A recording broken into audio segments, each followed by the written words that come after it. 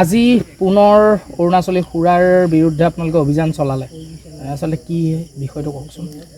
আমি আজি ৰাঙাপাৰা আবকাৰী চক্ৰই এটা গোপন সূত্ৰৰ পমখেদি আজি আমি গাড়ী এখন প্ৰায় দুপৰীয়াৰ পৰা পিছা কৰি আছিলোঁ, মানে ইনফৰমেশ্যন লৈ আছিলোঁ। তাৰপিছত আমি গাড়ীখন 12 মাইল জেগাত চতিয়া গাঁৱৰ ওচৰত গাড়ীখন আমি জব্দ কৰিবলৈ সক্ষম কৰিছোঁ। আপোনালোকে যিখন গাড়ী ধৰিছে গাড়ীখনত কিমান মুঠ? আমি তাতে প্ৰায় 6 লাখ টকাৰ মদ জব্দ কৰিছোঁ। 6 লাখ টকাৰ মদ কি আনি আছিলে? তেওঁলোকে কিংফিছাৰ বিয়াৰ আনি আছিলে অৰুণাচলৰ পৰা। কিমান আছিল? তাতে আপোনাৰ 50 কেছ বিয়াৰ আছিলে, বটল আৰু কেন বিয়াৰ মিলি পেলাই।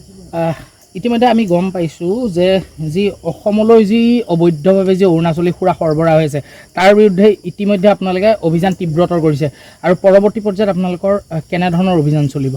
আমাৰ অভিযান আমি আৰু জোৰদাৰ কৰিবলৈ চেষ্টা কৰি আছোঁ, যাতে কোনো ধৰণে অসমত অবৈধ অৰুণাচলী সুৰা সোমাবলৈ নোৱাৰে।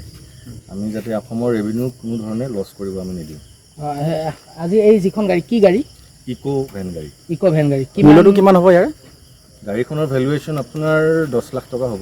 নহয় আপোনাৰ যিখিনি মূল্য যিখিনি ধৰিছে ধৰা মূল্যখিনি হ'ব 6 লাখ টকা। কিমান কেছ বিয়াৰ আছে? 50 কেছ বিয়াৰ আছে। প্ৰায় 50। প্ৰায় 50। ঠিক আছে, থেংক ইউ।